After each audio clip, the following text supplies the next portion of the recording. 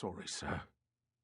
Jotun heard the distinctive scuff of leather on brick behind him in the alley and immediately realized Fancy was sorry for a different reason entirely. Jotun took some solace in the knowledge that this little weasel of a man probably hadn't betrayed him out of spite, but rather out of greed. Run along now, Fancy. Far away. Out of London. If I see you again, I'll open your belly and feed you your own guts. You won't be seeing me again, sir. For your sake, make sure of it. Sorry again. I always liked. Another word and it will be your last.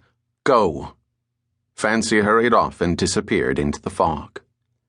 Jotun quickly considered his options. The fact that Fancy had lied about the mill wall meant he was lying about the ship, which in turn meant she was going downriver, not up. He couldn't let that happen. Now the question became, was it wiser to run from the men who were coming up behind him, or to fight them? If he ran, they'd chase him, and the last thing he needed was a ruckus this close to the dock. The ship's crew was probably already on edge, and he needed to catch them calm and unawares. Jotun turned around to face the alley. There were 3 of them, one a little shorter than him, 2 much shorter, but they all had heavy, round shoulders and bucket-shaped heads. Street thugs. Throat cutters. Had there been enough light for Jotun to see their faces, he was certain there would be very few teeth, plenty of scars, and small, mean eyes.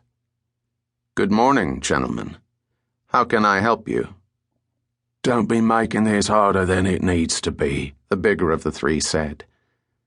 Knives, or hands, or both, Jotun asked. What? No matter. It's your choice. Come on then, let's get on with it. Jotun took his hands from his pockets. The big one rushed in. Jotun saw the knife coming up from the man's waist, a well-timed slash designed to open up a femoral artery in the leg or tear open the lower belly. Jotun not only had 2 inches of height on the man, but at least 4 inches of arm's reach, and he used it, lashing out with his own uppercut blow. At the last second, he let the palmed kosh swing forward. The leather-wrapped lead bulb caught the big man squarely under the chin. His head flipped up and he stumbled backward into his partner's, then dropped hard on his butt. The knife clattered across the cobblestones. Jotun took one long stride forward, cocked his knee up to waist height, and slammed the heel of his boot down onto the big man's ankle, shattering the bone. The man started screaming. The other 2 hesitated then, but only for a moment. Often in these circumstances a wolf pack like this disperses once the big dog is put down, but these were men accustomed to easy fights.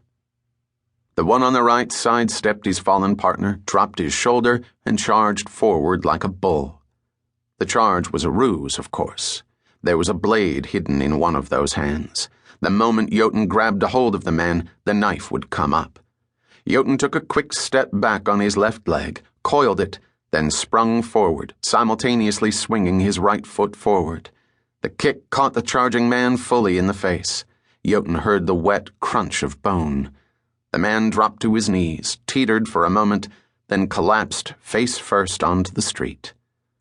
The last man was again hesitating, and now Jotun saw what he was looking for.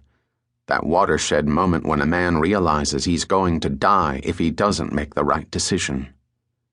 They're alive, Jotun said.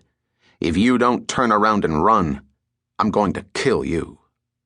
The man stood rooted, knife before him. Come on, son. Did they really pay you enough for this? The man lowered his knife. He swallowed hard, shook his head once, then turned and ran. So did Jotun. Ran for all he was worth, down the street, right onto Dock Road, then through a line of hedges and across St. Andrews. A short alley took him to a pair of warehouses.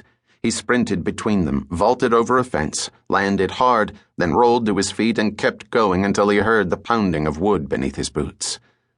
The docks. He looked left, then right, but saw only fog. Which way? He turned around, read the building number above his head, then turned on his heel and sprinted south for 50 yards. To his right he heard the sound of water lapping.